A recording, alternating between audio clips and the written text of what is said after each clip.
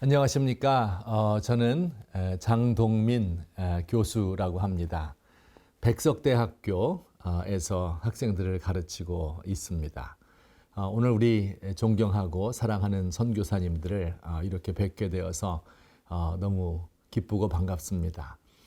제가 라오스 현지에 가서 선교사님들을 뵈야 될 텐데 이렇게 영상으로 인사드리는 것을 양해하시고 용서해 주시기 바랍니다. 이 코로나19 시대를 맞아서 선교사님들이 너무 마음으로 힘들고 또 어떤 분들은 선교지를 떠나 있어야 하는 분들도 있고 혹은 또 여러 가지 지원의 문제점들이 있어서 힘들어 하시는 여러분들 계신 것을 압니다. 늘 기도하고 있지만 오늘도 제가 짧은 강의를 통해서 선교사님들에게 조금이나마 도움이 될 수 있으면 좋겠다 하는 뜻으로 기도하면서 준비했습니다. 오늘 그 강의의 제목은요, 포스트 크리스텐덤 시대 선교를 다시 생각한다 라는 아주 길고 그리고 어려운 주제입니다. 제가 과연 이것을 1시간 동안 소화할 수 있을지 모르겠습니다. 하여튼 제가 최선을 다해서 준비했으니 잘 들어주시면 고맙겠습니다. 포스트 크리스텐덤 시대라는 이런 주제를 가지고 제가 여러분을 뵙게 된 것은 아마도 제가 이 책을 썼기 때문이 아닐까 생각이 돼요. 포스트 크리스텐덤 시대의 한국 기독교라는 책을 2019년도에 썼거든요. 그래서 이 책이 이렇게 알려지면서 여러분들을 또 뵙게 되는 데까지 이르는 것 같습니다. 제가 한 권씩 나누어 드렸으면 좋겠는데 어떻게 해야 될지 모르겠습니다. 포스트 크리스텐덤 시대 선교를 다시 생각한다 하니까 제가 강의를 크게 셋으로 나눠야 되겠죠. 첫째는 포스트 크리스텐덤이란 무엇인가 하는 것을 제가 말씀드려야 되겠고요. 그 다음에 강의의 두 번째 시간에는요, 이 포스트 크리스텐덤 시대의 중요한 그 어떤 신학적인 교회론적인 변화가 있었다면 선교적 교회론, 미셔널 처치라고 하는 것이거든요. 그래서 그게 무엇인지를 또 간단하게 두 번째 주제로 말씀을 드리고, 그리고 마지막 세 번째로 그러면 해외 선교에는 어떠한 의미가 있을까, 어떤 식으로 해외 선교에 접근하면 좋을까 하는 것을 제가 여러분께 말씀드리겠습니다. 우선 첫 번째로 포스트 크리스텐덤이라는 것이 무엇인가 하는 것을 잠깐 말씀드리겠습니다. 포스트 크리스텐덤은 포스트란 단어와 크리스텐덤이란 단어가 둘이 합쳐진 합성어이겠죠. 그럼 우선 크리스텐덤이란 무엇인가 하는 것부터 알아야 되겠죠.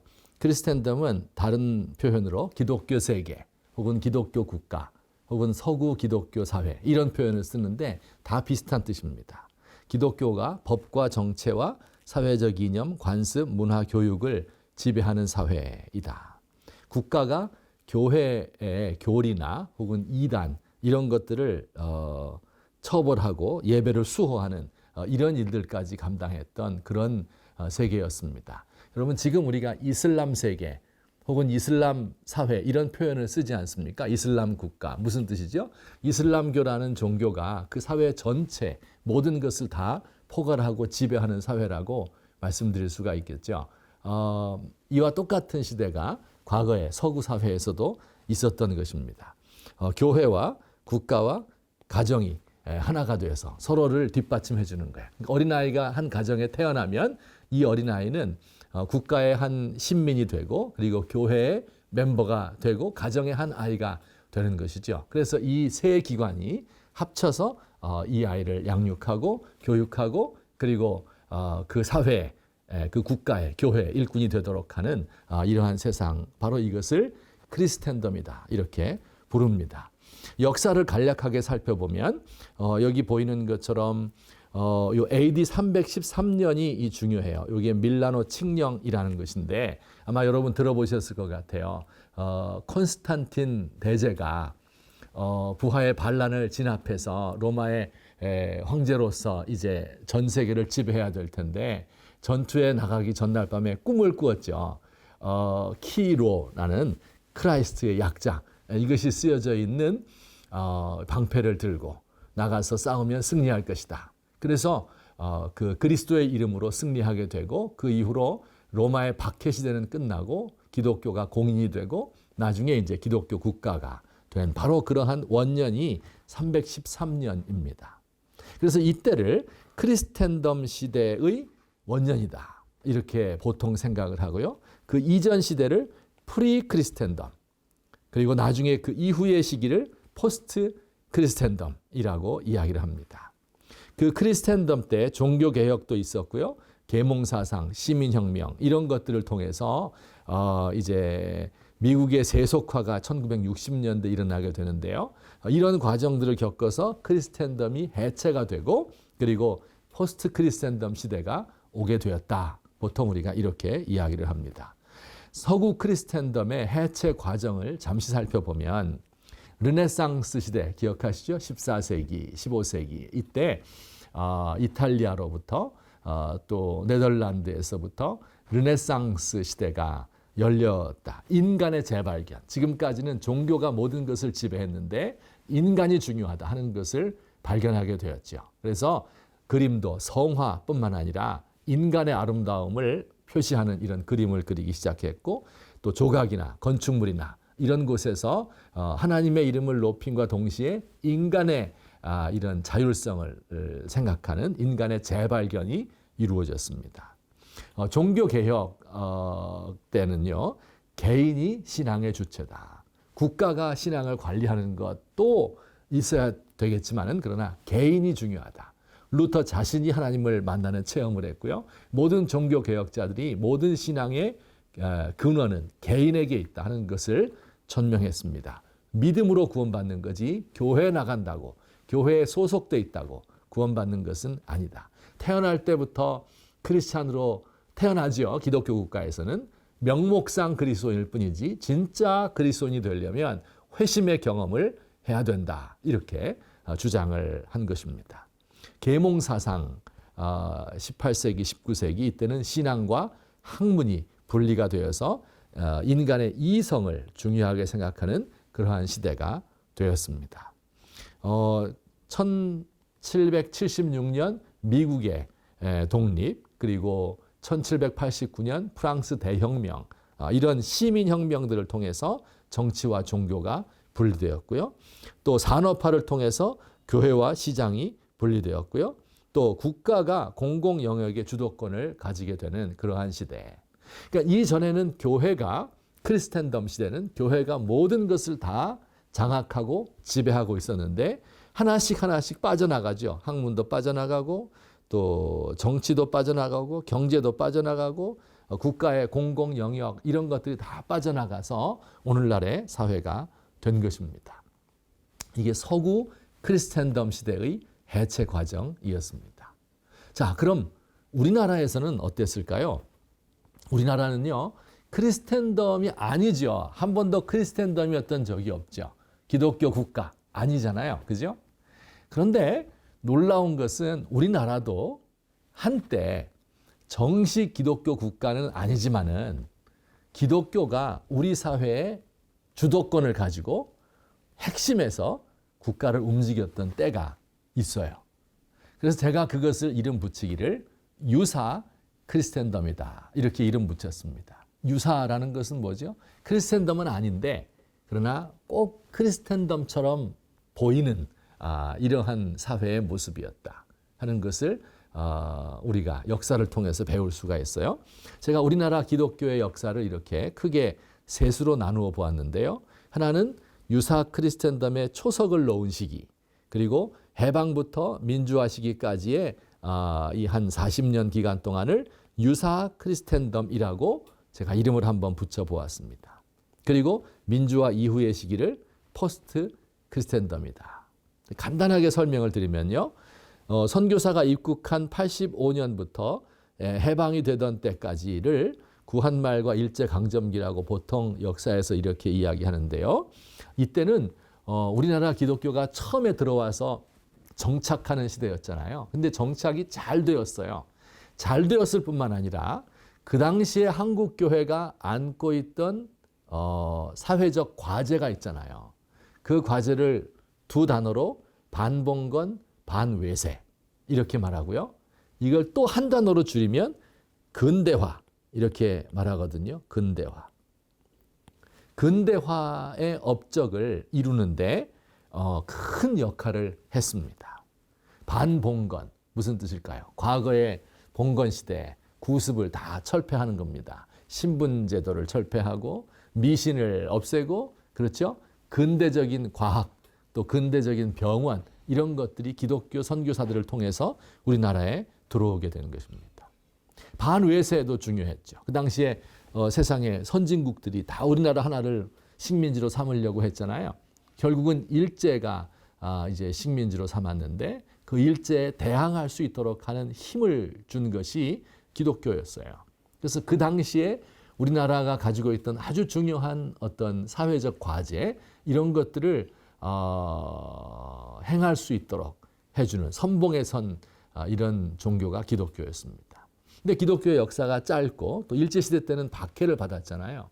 그래서 아주 큰 성장은 거두지 못하다가 해방이 되면서부터 이제 기독교인들에게 사람들이 신뢰도를 가지게 되었죠. 기독교가 그런데 주장하던 것이 반공이었습니다. 공산당에게 집을 잃고 부모를 빼앗기고 그리고 월남한 분들이 많잖아요.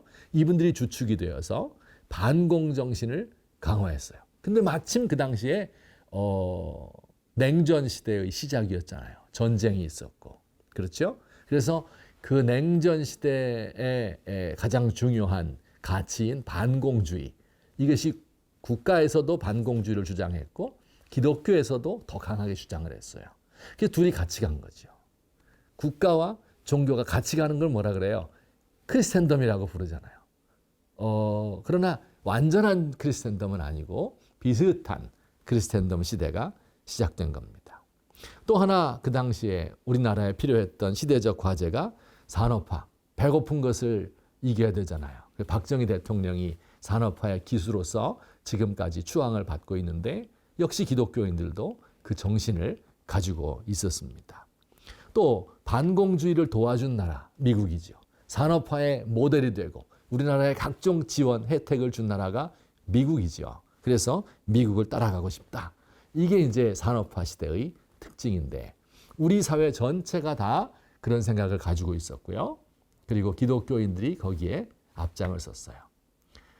그리고 기독교인들이 특혜도 많이 받았죠. 예컨대 군목제도 이런 거, 그죠? 군대에서 장병들에게 복음을 전하는 거죠.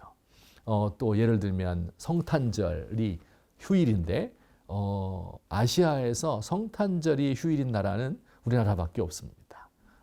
미국의 영향을 받았기도 했고 또 기독교의 역할이 그만큼 크다 하는 것을 우리가 단적으로 알 수 있는 부분이에요. 자, 그래서 이 1945년부터 87년까지의 이 기간이 정말 기독교에서는 황금기였던 겁니다. 교세도 급격하게 늘어나고요. 그리고 사회적인 영향력을 이렇게 많이 미칠 수 있었기 때문에 그렇습니다. 자, 그런데 1987년이 되면서 영 세상이 달라졌죠. 민주화가 이루어지면서, 그죠? 반공 정신이 좀 쇠퇴했습니다. 왜냐하면 1989년에 베를린 장벽이 무너지고 그리고 또 우리나라에서도 노태우 대통령 때 북방 정책이라고 이야기하죠. 그래서 소련과 교류를 하고 또 중국이 개방되고 이런 이 변화가 세계사적인 변화가 일어나서 탈냉전 시대가 되었다. 그래서 공산주의에 대한 반대, 반공주의가 좀 쇠퇴하게 되었죠. 또 산업화가 많이 이루어진 건 좋은데 잘 살게 되는 건 좋은데 산업화의 어떤 부작용이 있잖아요. 예컨대 양극화 이런 것들이 있잖아요. 그래서 이런 것을 위해서 민주화가 필요했었는데 그 민주화 운동에 한국의 대다수의 기독교가 잘 동참을 하지 않았습니다. 그래서 민주화 시대 이후에 기독교인들이 좀 사회에서 지성인 사회에서부터 배척을 받기 시작했습니다. 이때를 기점으로 해서 기독교의 세력은 점점 약화가 되고 교세는 줄어들기 시작을 했습니다. 그리고 우리 사회가 필요로 하는 그런 그 중요한 아젠다, 민주화라든지 다원주의라든지 이런 것에서부터 기독교가 멀어지기 시작한 것이죠. 그래서 크리스텐덤이 이렇게 잠깐 동안에 한국에서 유사 크리스텐덤이 있었지만 87년 이후에는 그 시대가 끝났다 하는 것이 제가 쓴 포스트 크리스텐덤 시대의 한국 기독교라는 책의 중요한 그 주제가 되겠습니다. 예를 하나 들어보겠습니다. 우리 K-방역이라고 있죠. 선교사님으로 계신 분들은 외국에서 잘 들으셨는지 모르겠는데 한국이 이 방역에서 성공을 했다. 그래서 확진자 숫자도 적고 사망자 숫자도 세계에서 가장 낮은 수준이고요. 그리고 막 사회가 혼란스럽지 않았잖아요. 경제도 물론 힘든 사람 많지만 그러나 그런 대로 돌아가고 경제 후퇴도 가장 경제 성장률도 OECD 국가 중에서는 그래도 제일 높은 편이고 그리고 또 사재기 뭐 이런 혼란스러운 게 없잖아요. 미국이라든지 영국, 프랑스 이런 서구 나라들과 비교할 때 한국이 어떻게 그렇게 방역을 잘했느냐. 그래서 이제 이것을 K-방역이라 이렇게 부르는데요. 제가 대충 보니까 한 3가지 요인이 합쳐진 것 같아요. 하나는 과학기술의 발달이죠, 당연히. 그 다음에 또 하나는 행정조직, 시민정신, 이 3가지가 합쳐졌어요. 예를 들어서 과학기술은 어떤 거예요? 위치 추적 기술, 그죠? 그 다음에 검체를 채취해서 이걸 분석하는 그런 기술, 그리고 백신, 치료제 이런 것들이 과학기술, 의학의 발달이잖아요. 이게 없으면 K-방역이 안 되겠죠. 행정조직도 그렇죠.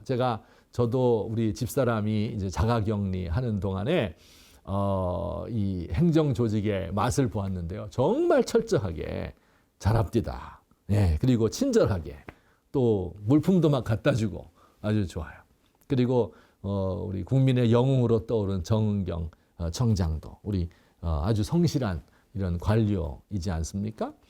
또 시민 정신이 중요해요. 대구에서 이렇게 확진자가 많이 나왔다 하니까 이제 의사, 간호사들이 내가 먼저 그곳에 뛰어들어서 환자들을 돌봐야 되겠다. 또 사람들이 힘을 모아서 마스크를 만들고 모든 사람이 마스크를 쓰고 방역 수칙을 지키고 뭐 이렇게 하는 거예요. 그래서 과학기술과 행정조직과 그리고 시민정신 이게 합쳐진 거예요.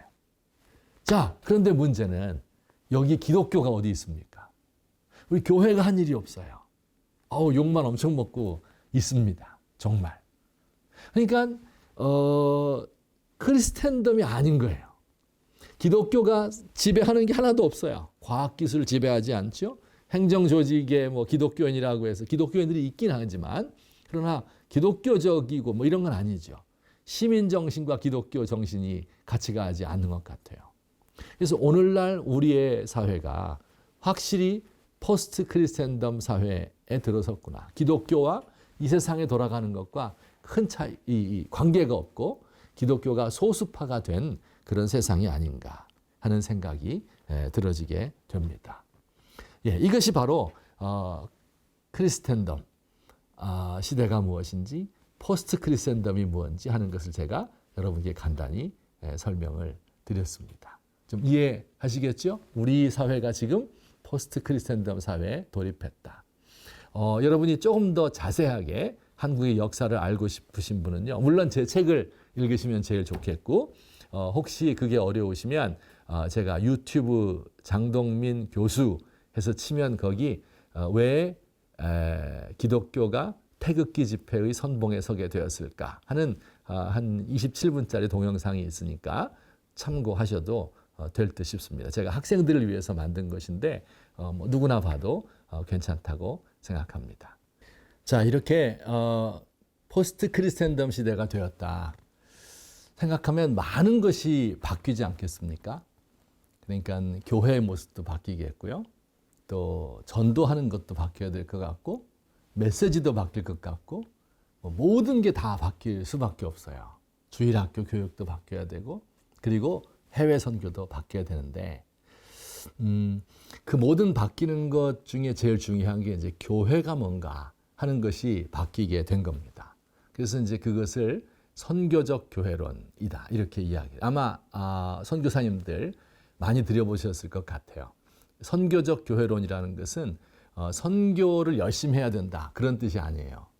교회가 뭐냐 하는 그 자체가 바뀐 겁니다. 예를 들어서 이런 거예요. 선교적 교회론의 특징을 몇 가지로 제가 살펴볼 텐데요. 교회의 선교라는 단어와 하나님의 선교라는 단어 이거 꼭 기억을 해 두셨으면 좋겠어요. 그러니까 과거의 선교를 우리 선교사님들이 가서 하시는 선교를 교회의 선교라 이렇게 많이 부르게 되었고, 그리고 하나님의 선교라는 말이 새롭게 생겨난 것입니다. 간단히 설명을 드리면요. 교회의 선교라는 것은 모교회 제1세계 영국이라든지 프랑스라든지 네덜란드라든지 이런 미국이라든지 선진국이잖아요. 그 선진국에서 제3세계에 보내는 거예요. 보내는 것을 미션이다 이렇게 말하잖아요. 그래서 미셔너리 이렇게 미션이라는 표현을 쓰지 않습니까? 모교회에서 제3세계로 선교사를 보내는 거죠. 즉 이 말이 뭐냐면 모교회 제1세계는 이미 기독교 국가잖아요. 여긴 태어나면서 다 기독교인들이고 또 모든 법과 정치와 뭐 행정과 가정과 교육과 이런 게 다 기독교화되어 있기 때문에 이제 우리는 완성된 기독교 국가고 이제 우리가 가지고 있는 좋은 복음을 너희들에게도 복음을 듣지 못한 제3세계에도 전해야 된다. 이렇게 생각하는 것이 종래의 교회와 선교의 관계였어요. 그냥 교회가 앞에 있는 것이고 선교를 통해서 두 번째 교회를 세우는 것이죠. 이게 이제 교회와 선교의 관계였었는데 하나님의 선교라는 개념은요 좀 달라요. 선교의 주체가 하나님이에요. 그래서 하나님의 선교라고 부른 겁니다. 성부 하나님께서 성자 예수님을 보냈는데 이 보냄이죠, 보냄. 이게 미션이죠, 미션. 네, 보내는 거예요, 미션. 보낸 겁니다. 그리고 성자 예수님께서 성도들을 세상으로, 교회로 보내는 것이죠. 그러니까 예수님이 이런 말씀하셨죠. 요한복음 20장 말씀에서 부활하신 후에 아버지께서 나를 보내신 것 같이 나도 너희를 보내노라 이렇게 이야기했죠. 아버지께서 나를 보낸 것처럼 성육신, 그죠? 나도 너희를 보낸다. 자, 어디로 보냅니까? 세상으로 보내는 거예요. 아까는 어디로 보내는 거였어요? 믿지 않는 제3세계 국가로 보냈는데 아시아, 아프리카, 인도 이런 나라로 보내었는데 그런데 하나님의 선교 사람들은 하나님이 성자를 이 땅에 보내시고 성자가 교회를 세상으로 보내는 것이다. 이게 무슨 뜻인가? 좀 더 제가 설명을 드리도록 하겠습니다. 하나님의 선교를 왜 시작하게 됐는가 하는 것을 알면 좀 이해가 될 텐데요. 히틀러 아시죠? 이 독일의 제3제국 나치 히틀러가 이 사진에 있는 것처럼 성직자들과 악수하는 장면이죠. 그러니까 기독교 국가 하는 말은 무슨 뜻이에요? 아까 얘기한 것처럼 교회와 국가가 하나 되는 거잖아요.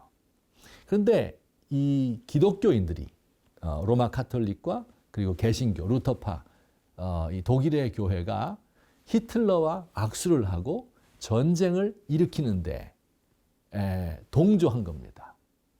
자, 이렇게 되니까 신학자들이 생각을 한 거예요. 기독교인들이 생각을 한 거예요. 아니 도대체 이럴 수가 있는가? 어떻게 기독교인들이 이 극악한 전쟁을 일으키고 학살을 일으킨 주범인 히틀러와 악수를 할 수 있는가? 그래서 그들이 생각을 한 겁니다. 아, 지금까지는 우리 제1세계 독일이 완성된 기독교 국가고 저 미개한 나라에 복음을 전하는 걸로 생각을 했는데 그게 잘못된 거구나. 우리 독일 자체가 하나님의 왕국이 아니구나 하는 것을 깨닫게 된 거죠. 아시겠죠? 또 반기독교 운동이 일어났어요. 이건 미국에서 일어났는데요. 프랑스에서도 있었고 유럽에서도. 그동안 기독교의 전통, 가톨릭이든지 개신교든지 전통이 있고 그와 정치가 이렇게 하나가 되어서 쭉 왔었거든요. 그런데 이 교회와 정치가 하나 되는 것을 다 반대한 겁니다. 이것을 구체제다, 앙샹레지입니다. 이것을 다 물리쳐 버리고 그리고 새로운 이제 민권 운동을 열기 시작하는데 그 핵심이 반기독교 운동입니다. 왜냐하면 기독교가 그들이 생각할 때 악한 정치의 중심 속에 있었거든요. 그러니까 이 구체제를 물리치면서 기독교도 함께 물러가야 된다. 이렇게 생각을 했습니다. 제국주의적 선교란 건 무엇일까요? 그러니까 선교사님들이 아까 제1세계에서 3세계로 이 선교를 했는데 알고 보니까 이 제3세계를 식민지로 만드는 일에 동참을 한 것이 아니냐 이런 생각을 한 거예요. 우리나라의 경우는 참 다행스럽게도 우리나라를 식민지로 삼은 나라는 일본이고 우리나라에 복음을 전한 나라가 미국이기 때문에 기독교를 더 믿을 수 있었겠지만 그러나 만약에 인도에 복음을 전한 사람도 영국이고 인도를 식민 지배한 나라도 영국이에요. 그러면 인도 사람들이 기독교를 믿기 좋아할까요? 간디와 같이 독립운동을 하고 싶은 사람은 기독교를 반대하려고 할 것입니다. 영국이 중국에 침략을 해서 아편을 팔아먹고 전쟁을 일으키고 그러면서 선교사들을 보냈거든요. 중국 사람들이 그 선교사의 말을 믿을 수 있겠습니까? 이 제국주의 선교에 대한 반성이 일어난 거죠. 그래서 아까 교회의 선교, 이게 잘못된 거다. 이 땅이 제1세계가 영국이, 미국이, 독일이 그 나라 자체가 하나님의 나라가 아니었구나 하는 것을 알게 되는 데서부터 하나님의 선교가 시작된 겁니다. 그러니까는 그 나라들에 먼저 필요한 것이 하나님의 정의가 세워지는 것이 아니겠는가. 그런 이야기로 미시오 데이가 하나님의 선교가 시작된 겁니다. 이것은 진보 진영에서 먼저 시작되었어요. 그래서 히틀러에 반대하는 사람, 히틀러와 악수한 기독교를 반대하는 사람 중에 앞장선 사람이 칼 바르트였습니다. 그리고 본헤퍼, 나를 따르라. 나치와 대항해서 싸우려고 했었죠. 이들에 의해서 WCC가 창립이 되었습니다. 그리고 세계 선교 대회가 합병이 되었어요. 이런 식으로 진보 진영에서 쭉 미시오 데이가 이제 발전을 했습니다. 그래서 이들은 생각하기를 기독교의 복음이라고 하는 것은 이 땅에 죽어가는 백성들, 이 땅에 불의한 이 사회를 바꾸는 것이다. 그래서 정의와 평화, 이것을 이 땅에 이루는 것이 진정한 선교가 아니겠는가. 이것은 제1세계도 그렇고 제3세계도 그렇고 어디든지 하나님의 정의와 평화가 이루어지도록 하는 것이 기독교가 해야 될 일이다. 이렇게 생각을 하게 되었습니다. 또 그런데 복음주의자들은 그렇게 생각 안 하죠. 정의와 평화보다 더 중요한 것은 뭐예요? 복음전도죠. 복음전도. 네, 복음전도 하는 것이다. 그래서 1960년대, 70년대까지, 80년대까지 한 30년에 걸쳐서 이 복음주의와 에큐메니칼, 진보 진영이 서로 대립되었습니다. 그래서 이것 때문에 교회 간의 다툼이 있고 우리나라도 마찬가지죠. 그래서 에큐메니칼 진영과 복음주의 진영으로 나중에는 진보와 보수로 이렇게 나누어지는 중요한 요인이 되게 됩니다. 그런데 복음 전도를 강조하는 복음주의자들도 생각을 했어요. 아니, 그러면 복음 전도자들이 복음만 전하란 말인가? 그러면 이 세상을 위해서 정의와 평화는 아무 관계도 없는 것인가? 라는 질문을 하게 되었고요. 그래서 복음을 전하자는 빌리 그레엄과 이 땅에 이 정의와 평화를 위해서 사회 참여를 해야 된다라고 하는 존 스토트가 둘이 합쳐졌어요. 그래서 이분들이 로잔 언약이라는 것을 맺게 되었습니다. 1974년에. 그래서 로잔 언약에서 중요하게 생각하는 것은 첫째, 복음 전도. 두 번째, 정의와 평화와 같은 사회 참여. 이 두 가지가 동시에 있어야 된다. 이렇게 주장을 하게 되었습니다. 자, 그런데 이렇게 둘이 서로 적대적인 관계였다고 했잖아요. 근데 세월이 흐르면서 이 적대적인 관계가 좀 누그러졌습니다. 그래서 진보 진영에서도 레슬리 뉴비긴이라는 분이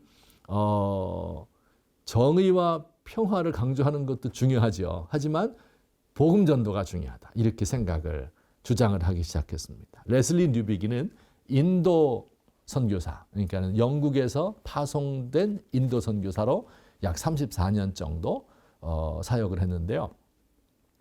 그 인도에서 선교를 다 마치고 연세가 많이 들었잖아요. 해서 이제 은퇴를 하고 귀국을 했어요. 하고 보니까 영국이 인도보다 더 비기독교 국가가 된 겁니다.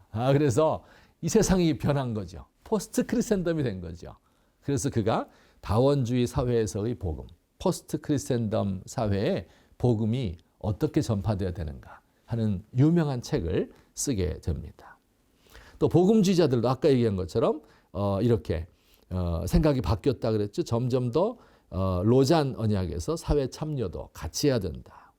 이 존 스토트의 후계자라고 할 수 있는 사람이 바로 여기 있는 C. 크리스토퍼 라이트인데요. 우리가 아는 톰 라이트랑 달라요. 톰 라이트는 신약학자고 크리스토퍼 라이트는 구약학자입니다.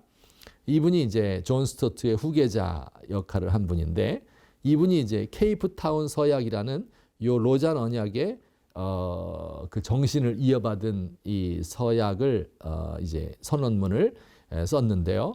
그 맨 첫 문장이 하나님의 선교는 하나님의 사랑에서 흘러나온다. 예요. 하나님의 선교. 어디서 많이 들어봤죠? 아까 미시오 데이. 예, 이 말을 복음주의자들도 이제는 거리낌 없이 사용하는 모습을 볼 수 있습니다. 그래서 이 미시오 데이, 하나님의 선교 개념이 이 전 세계, 특별히 복음주의자들 안에도 들어와서 이 둘 간의 대화가 진척이 되었고, 그래서 지금은 이 둘을 그렇게 크게 나누지는 않고요. 아마 선교사님 다 아실 거예요.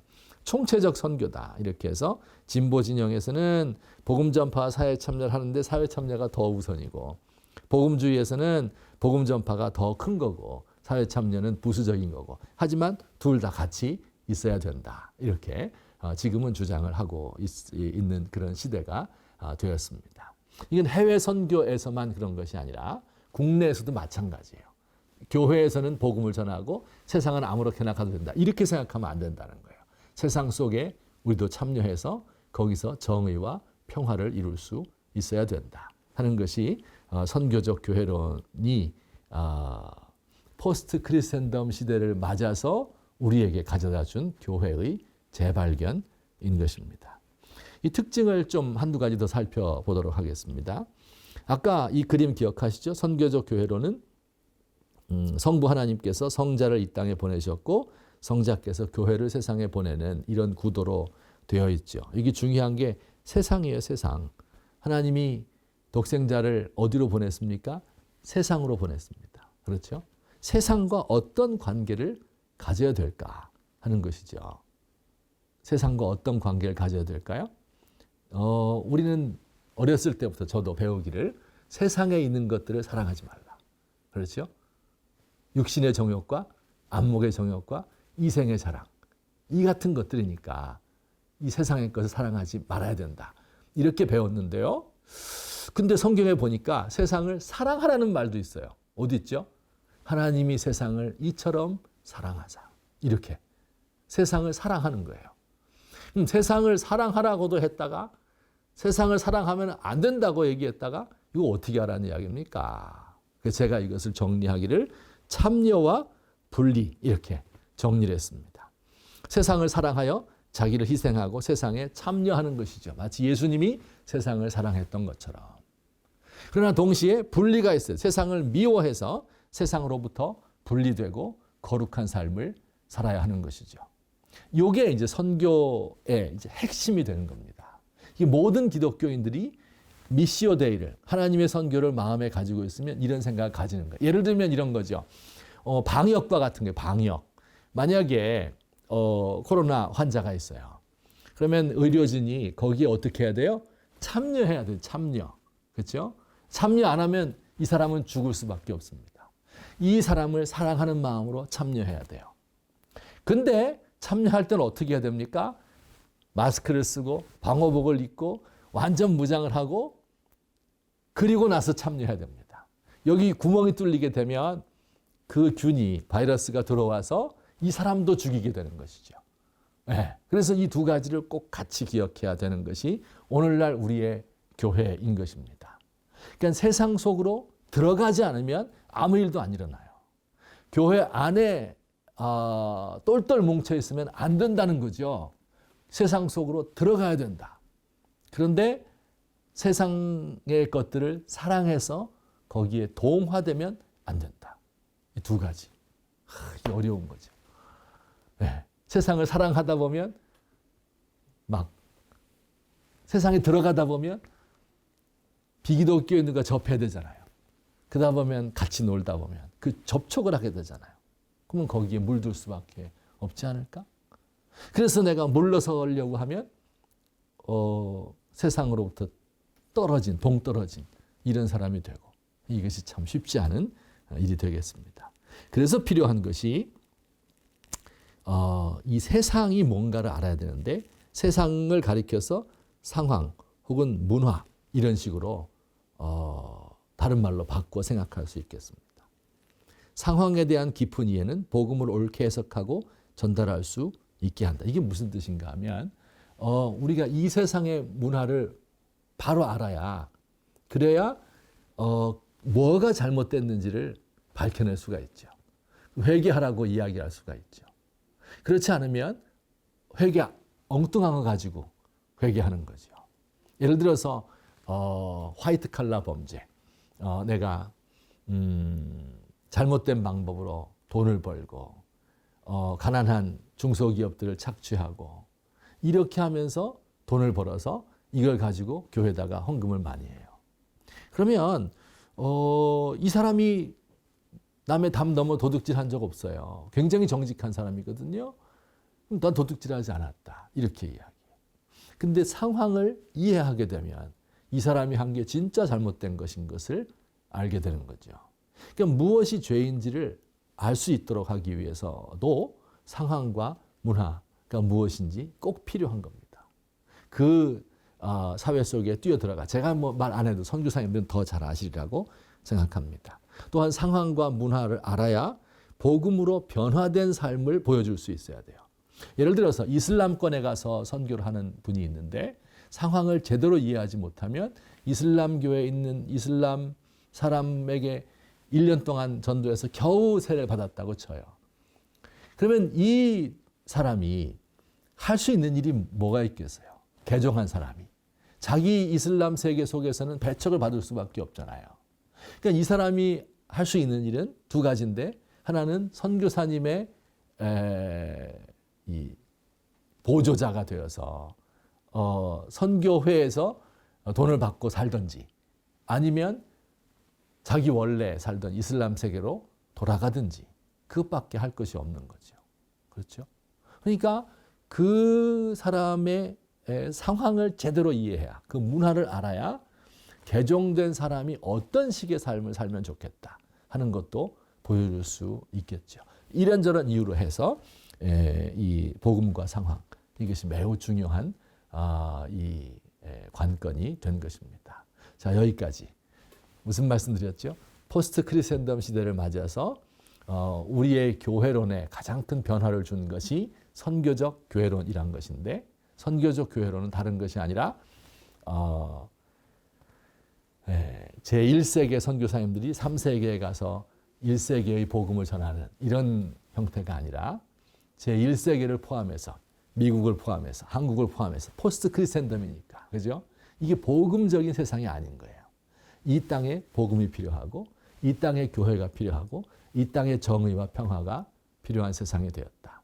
그렇게 하기 위해서는 성육신의 원리를 가져야 되는데 이것은 바로 세상에 참여하는 것 그러면서도 분리되고 그리고 세상의 문화를 더 잘 이해해야만 어떻게 참여하고 어떻게 분리하는지를 알 수 있지 않을까 이런 이야기를 제가 말씀드렸습니다. 이것이 선교적 교회론에 관한 이야기였습니다. 자, 그러면 오늘 강의의 이제 세 번째 제일 중요한 게 되겠죠. 우리가 지금 포스트 크리센덤 시대에 살고 있다. 그때 이제 새로운 교회론이 등장했는데 하나님의 선교라고 하는 것은 단지 선교사님들에게 이야기하는 것이 아니라 우리 한국 교회를 포함한 모든 교회들에게 적용되는 교회론이 되겠습니다. 이것이 해외 선교에도 아주 중요한 이 의미를 가지고 있습니다. 어떤 것일까 하는 것을 제가 좀 정리를 해보았습니다. 우선 크리스텐덤 선교 방식의 위기 상황을 조금 이야기할게요. 아까 제가 이야기했던 그 교회의 선교, 모교회에서 제1세계에서 3세계로 보내는 이런 그림 모델 있잖아요. 그것이 가지고 있는 어떤 단점들 뭐 다 알고 계시겠지만 제가 몇 가지로 정리해 보았습니다. 선교사를 거부하는 권역에는 접근이 어렵죠. 그러니까 공산권 혹은 이슬람권 혹은 불교 중에도 좀 강하게 불교를 믿는 곳, 이런 곳에는 접근할 수가 없잖아요. 그러니까 제3세계로 가야 되는데 이 3세계로 갈 수가 없는 거예요. 그리고 대신에 열려있는 곳이 있잖아요. 그곳에는 특정 지역의 중복 투자가 이루어진다. 그러니까 선교사님들이 굉장히 많이 가는 거예요. 제가 알기로 라오스는 선교사님들이 별로 많지 않을 것 같아요. 거기 잘 열린 곳이 아니고 또 공산주의이기도 하고 혹은 불교가 강한 나라이기 때문에 선교하기가 그렇게 쉽진 않으시리라고 생각이 됩니다. 그런데 어떤 나라에 가면 선교사님이 너무 많은 거예요. 예컨대 뭐 몽골이라든지, 제가 이제 몽골에 많이 관여를 했는데 한국 사람 만나면 반이 선교사님들인 것이에요. 예. 그래서 하여튼 이런 좀 그런데 공산권이나 이슬람권 이런 데는 참 선교사님들 가기가 어렵죠. 또 선교사에 의존적이다. 왜냐하면 모교회에서 교회를 세울 때 돈도 많이 투자를 하고 교회당을 지어주고 또 사람을 고용하고 이렇게 하다 보니까 제1세계에서 이 화폐 가치가 높은 데서 낮은 곳으로 가니까 이제 그곳에 많은 이 선교사님들이 가지고 있는 이런 돈이나 영향력 이런 것들이 생기지 않겠습니까? 그러다 보니까 현지인들이 선교사에 의존적인 때가 많습니다. 우리나라의 경우는 그 네비우스 선교 정책이라고 들어보셨죠? 네비우스. 네비우스라고 하는 이 중국 선교사님이 한국에 와서 그 초창기 선교사님들을 모아놓고 선교 이렇게 해야 된다 하면서 네비우스 선교 방식을 가르쳐 주었습니다. 그래서 자립자치자전, 그렇죠? 스스로 네 돈으로 네가 서야 된다. 자치, 당회장, 노회장 이런 것도 한국 사람이 해야 된다. 자치, 자립, 자전, 전도도 한국 사람이 하는 게 좋지 선교사님보다는. 이런 식의 전도 방식을 가르쳐 준 것이죠. 우리나라의 경우는 그래서 선교사에 의존적이질 않아요. 근데 제가 해외 다녀보기도 하고 또 한국에 있는 그 외국인들을 선교하고 이렇게 하다 보면 굉장히 선교사님들에게 의존적인 것을 볼 수 있어요. 그 반대급부로 선교사님들에게도 위험이 따르죠. 물질주의에 내가 돈 가지고 선교할 수 있다. 혹은 권력을 가지고 현지인들을 마음대로 하고 이렇게 되는 거. 그다음에 또 하나 제가 발견한 것은 세대 교체가 어렵다. 이게 무슨 뜻인가 하면 한 선교사님이 헌신을 해서 뛰어난 분이죠. 그래서 많은 물질을 가지고 선교 센터를 만들고 그리고 사람들을 고용하고 그곳에 하나의 어떤 타운 같은 걸 만드는 거예요. 혹은 병원을 세우기도 하고 학교를 만들기도 하고. 그러면 한 세대 한 30년 일하면은 뭐 이제는 연세도 많고 은퇴해야 될 때가 되잖아요. 그러면 내가 여태까지 내 물질 모아가지고 열심히 해서 한 거기 때문에 이걸 다른 사람에게 물려줄 수가 없는 거예요. 다른 사람 보내주면은 그 사람과 다툼이 있고 갈라지고 갈등을 일으키고 이렇게 하는 모습을 제가 너무나 많이 보았어요. 근데 이분은 연세가 많으니까 어떻게 할 수가 없죠. 그렇게 하다가 현지인에게 빼앗기기도 하고 기독교적인 정체성을 잃어버린 학교나 병원 같은 것으로 남고 마는 이런 안타까운 일을 저희가 많이 보게 됩니다. 또 고비용 저효율 선교 비용의 문제인 거죠. 그러니까 제1세기에서 다 가져가는데 문제는 뭐냐면 제3세계라고 해도 화폐 가치가 낮잖아요. 그러니까 내가 한국에서 100만 원 가져가면 충분히 살 수 있을 것 같은데 또 그렇지 않잖아요. 왜냐하면 도시의 중심에 살아야 되고 선교사님들이 많은 분들이 그리고 또 선교사로서의 어떤 제1세기의 문화를 유지해야 되고 한국 음식도 먹어야 되고 또 외국인 학교에 자녀를 보내야 되고 이렇게 하다 보니까 그 도시에 사는 그 삶이 만만치 않습니다. 시골 가면 안전도 또 위험해 있잖아요. 그러다 보니까 꽤 많은 비용이 들게 되죠. 그런데 한국 교회가 이제 교세가 하락됐기 때문에 지금 한국에 약 6만에서 7만 정도의 교회가 있다고 하는데요. 그 중에 한 7, 80%가 미자립 교회고 자립한 교회는 뭐 한 15,000, 만에서 뭐 15,000, 요 정도밖에 되지 않습니다. 그러니까는 한국의 선교사들이 외국 해외 선교사들이 2만 한 8천 명 되는데 그 중에 자비랑 선교사님도 있고 하지만 한 교회 예컨대 자립한 교회 15,000교회에서 15,000명의 선교사님들 1인당 하나씩 한 분씩 보조한다고 생각을 하면 평균적으로 좋을 것 같아요. 그런데 한국 교회의 교세가 약화가 되고 고령화가 되면서 은퇴 연금 생활자가 늘어나게 되고 이러다 보니까 또 교회당은 크게 지어가지고 빚을 못 갚고 이러다 보니까 해외 선교를 줄여나가기 시작하죠. 그리고 개발도상 국가도 항상 이렇게 가난한 건 아니잖아요. 이 발달하면서 화폐 가치가 또 따라서 높아지고 인플레이션 생기고 이렇게 되면서 해외 선교비 보내는 것이 쉽지가 않습니다. 구조적으로 쉽지 않게 돼 있어요. 이것이 제1 크리스텐덤 시대 선교의 방식 이것이 위기가 온 것이 아닐까 그런 생각을 많은 사람들이 아마 하고 있고 우리 선교사님들은 아마 피부로 느끼지 않을까 그런 생각을 하게 됩니다. 그럼 어떻게 하면 좋을까? 제가 한 3가지 정도 간단하게 정리를 해봤는데요. 첫 번째로는 문화 제국주의적 태도를 지향하라. 이게 뭐냐면 과거에는요. 문화 제국주의 제1세계가 미국, 독일이 워낙 강대국이니까 영국이 그죠? 여기는 약소국이에요. 개발도상국들이에요. 그러니까 내가 그들에게 무언가를 전달해 주는 거죠. 무언가를 나눠주는 거죠. 그리고 정복자의 자세를 가지고 나는 너보다 문화적으로 우월하다. 내가 가진 기독교는 니네가 가진 힌두교보다 뛰어나다. 이런 생각 가지고 있다 보니까 그게 과거에는 어느 정도 먹혔을지 몰라도 지금 그렇게 해서는 안 돼요.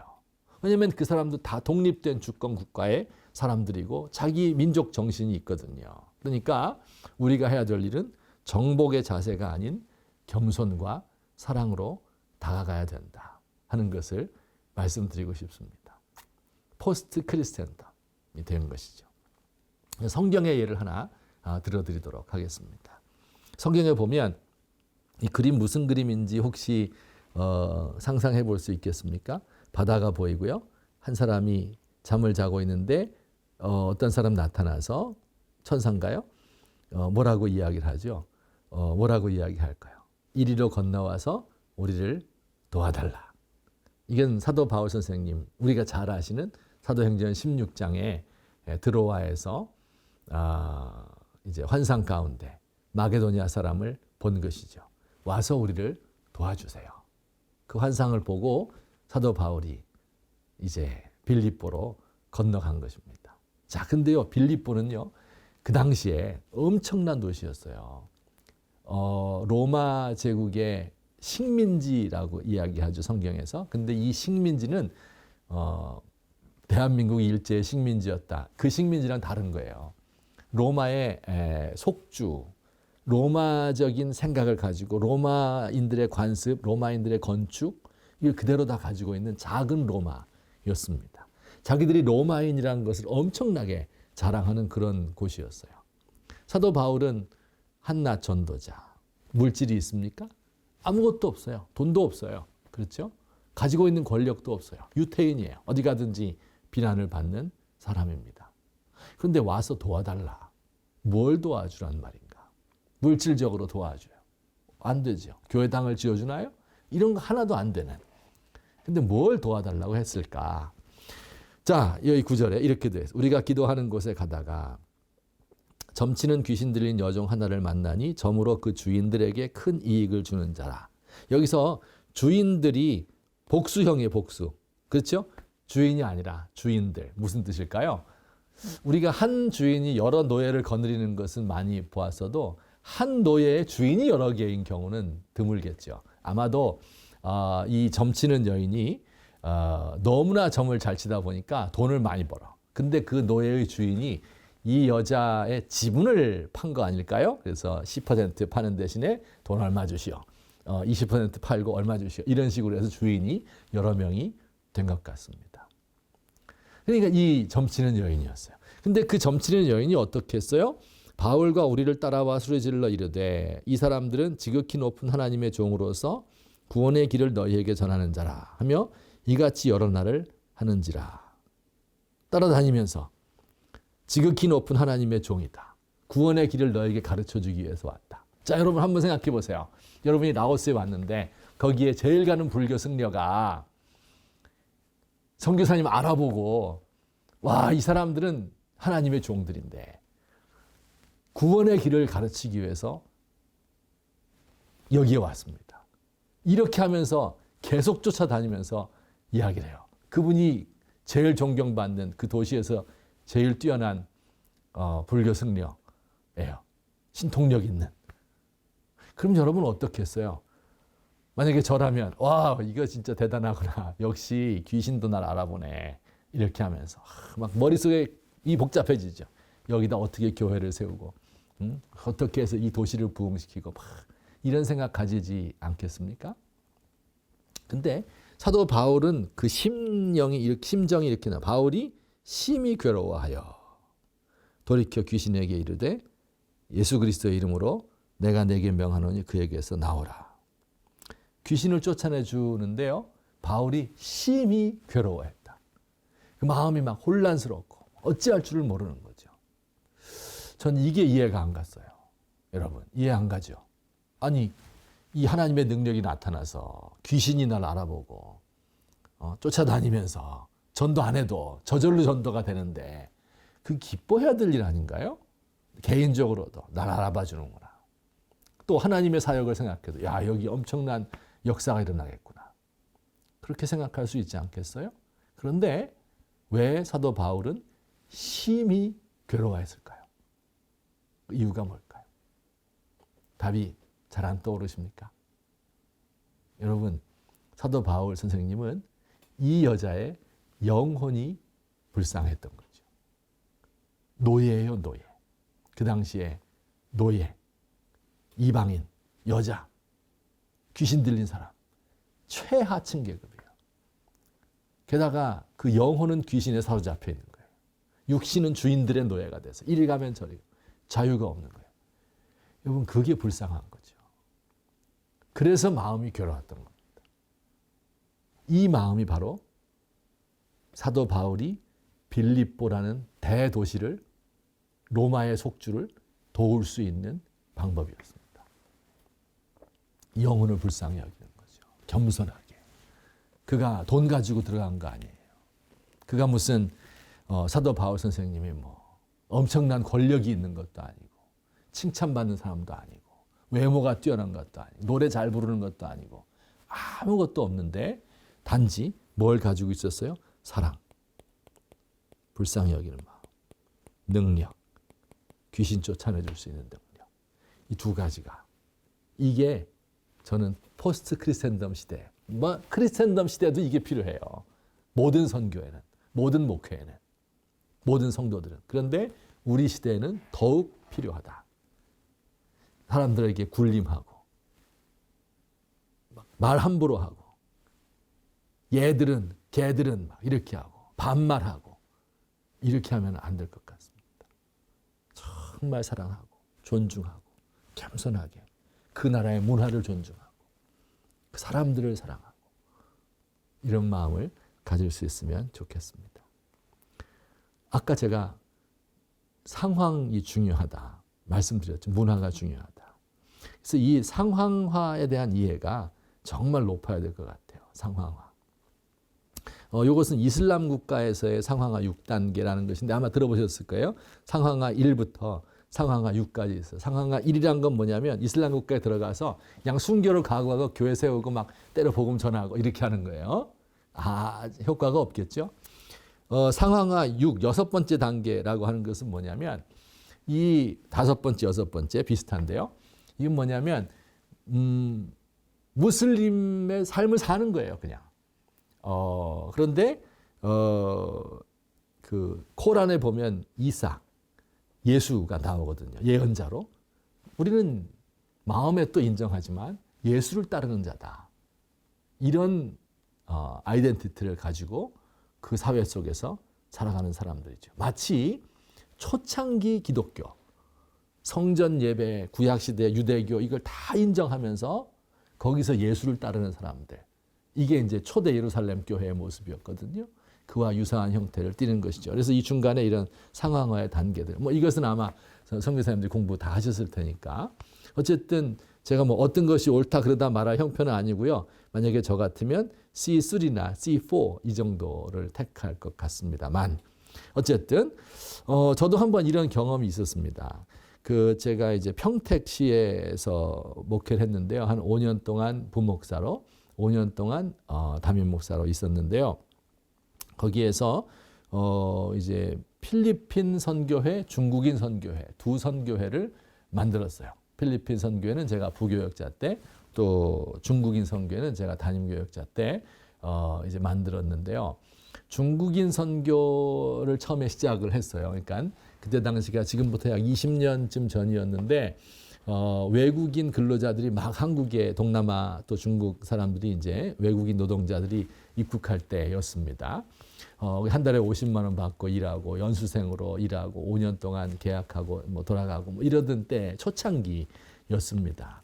그들에게 복음 전해야 되겠다 하는 생각이 저에게 들게 되었고요. 그래서 이 교회에 있는 청년들 중에 신앙 좋은 사람들 4명을 불렀어요. 그래서 그들에게 중국인들이 몰려오는데 그들에게 복음 전했으면 좋겠다. 그랬더니 그들이 그러면 우리 기도부터 시작하겠습니다. 그래, 그럼 기도해라. 기도를 하는데요. 하루는 토요일 날 기도 모임 하는데 제가 가봤더니 보통 기도 모임 하려면 4명이서 이렇게 둘러 앉아서 기도하잖아요. 근데 이분들은 등을 대고 앉아서 기도하는 거예요.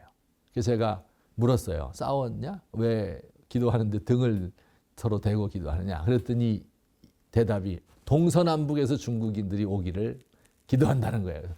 야, 이 대단하구나 생각했어요.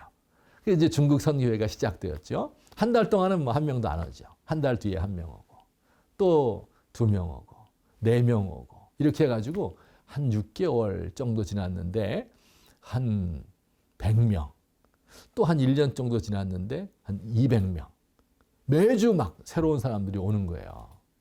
그래가지고 원래 교육관에서 예배를 드렸는데 교육관에 이제 교실이 한 150명 정도 들어가는데 200명이 오니까 그거 안 되잖아요. 그래가지고 제가 그러면 이렇게 하자. 11시에 우리 한국인들이 본당에서 예배를 드리니까 본당 예배 드리고 끝나면 12시쯤 넘으니까 그 12시 반부터 중국인들이 예배 드리자. 먼저 와서 식사를 하고 그리고 12시 반에 예배 드리고 한국 사람들은 12시 넘어서 예배 끝나고 내려가서 밥 먹고 식당 가서 그리고 오후 2시에는 또 오후 예배가 있으니까 한국인들 그렇게 예배하자. 이렇게 스케줄을 짰습니다. 사람 많으니까 그렇게 하자.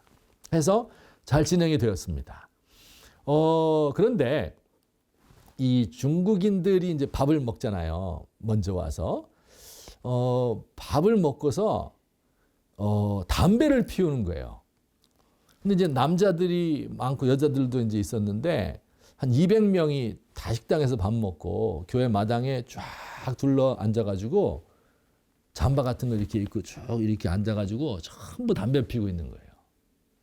와, 여러분 그 상상이 됩니까? 장관입니다. 예.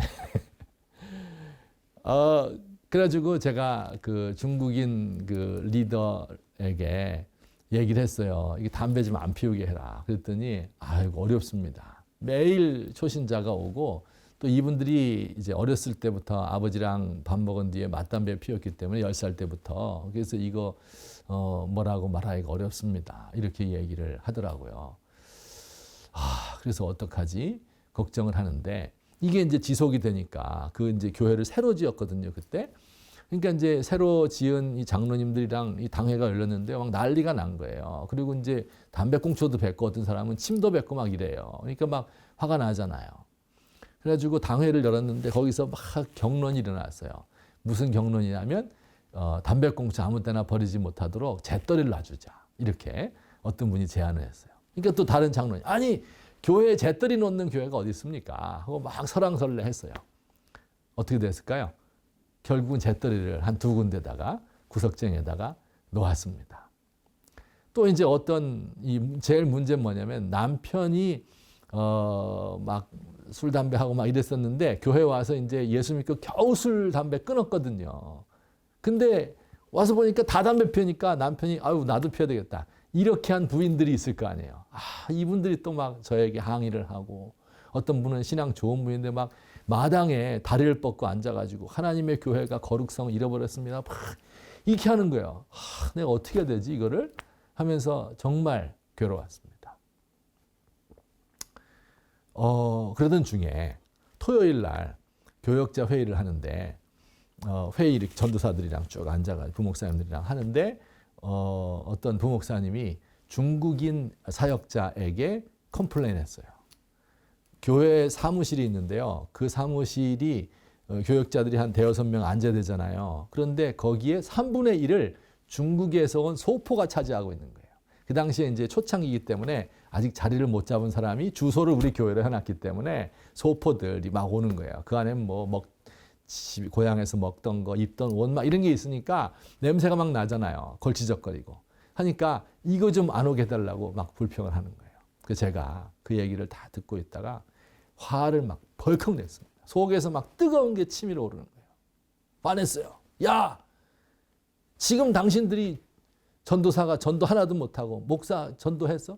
하나도 못하면서 이 몰려오는 중국인들의 영혼이 보이지 않느냐. 막 화를 냈습니다. 거기 짐 있는 거 그게 무슨 그게 문제가 된다고 그러느냐. 그날이 토요일이었었는데 그 기도하면서 주일날 설교를 했습니다. 담배 피우는 거 가지고 뭐라 그러지 마세요. 하나님께서 영혼을 소중히 여기지. 담배 피우고 왔다가 담배를 끊게 되지. 담배 피우는 사람 오지 말라. 그런 얘기가 성경에 어디 있습니까? 성경 말씀에 외양간이 깨끗하면 구유가 깨끗하면 청소할 일은 없지만 소로 인해서 얻는 것이 많다. 그런 구절이 있습니다. 예배당 깨끗한 게 그렇게 중요합니까? 하나님이 우리에게 깨끗한 예배당 주신 것이 중국인들 와서 예배 드리는 거 얼마나 좋습니까? 침 뱉는 거 내가 청소하겠습니다. 만약에 6개월 안에 이들 담배 못 끊으면 제가 책임지겠습니다. 어떻게 책임지겠다는 건지 하여튼 담대하게 설교를 했습니다. 그리고 나서 한 서너 달 지나니까 중국인들 마음속에 예수님이 들어가고 그리고 리더들이 강국하게 설득을 하고 이렇게 하니까 담배를 끊고 또 최소한 교회에서는 피우지 않고 이렇게 되었습니다. 제가 이제 그때 상황이 이렇게 중요하구나. 이것을 알게 되었 우리의 것만 고집해서는 안 되는구나 하는 것을 알게 되었습니다. 마지막 한 가지만 더 말씀드릴게요. 성령의 인도를 따르는 창의적 접근 방법. 이게 뭐냐면 우리 아까 그 물질적으로 어렵다 그랬잖아요. 한국 교회에서 다 서포트해드리기 힘들다 그랬잖아요. 그래서 이거를 창의적인 방식을 사용해야 되는 거예요. 성경에 보면 사도 바울도 그렇고 어떤 선교사도 그렇고 돈 가지고 한 것이 아니에요. 그럼 어떤 방식이 있을까?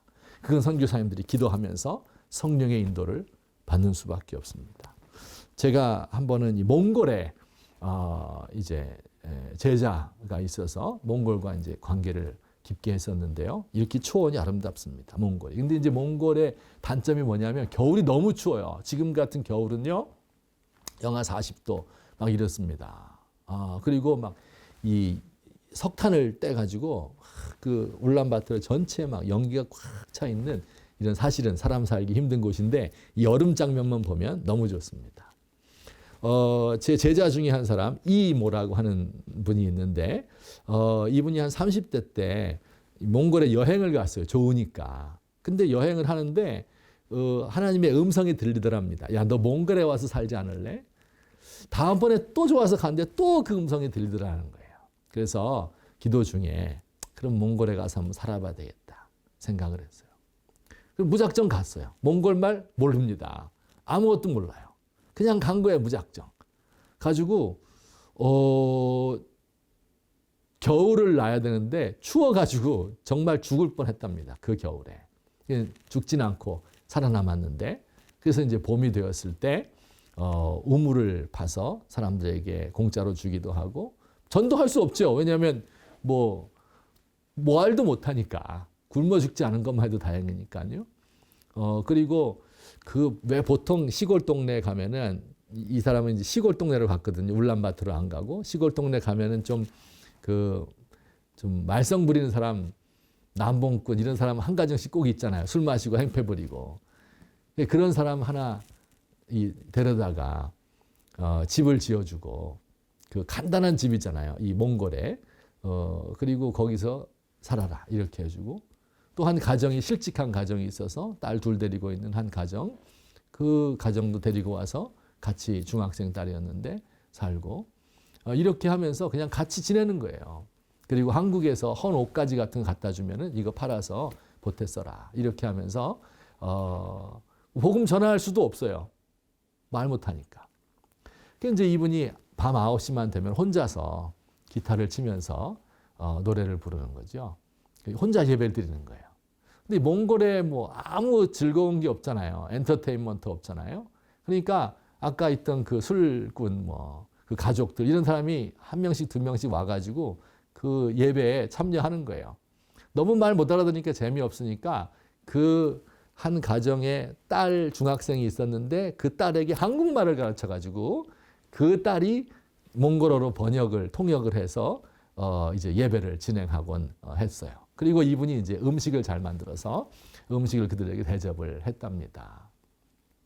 그런 식으로 1년이 지나고 2년이 지났는데 그 동네의 사람들이 다 이 사실을 안 거예요. 그리고 이분을 존중하고 존경하기 시작했습니다.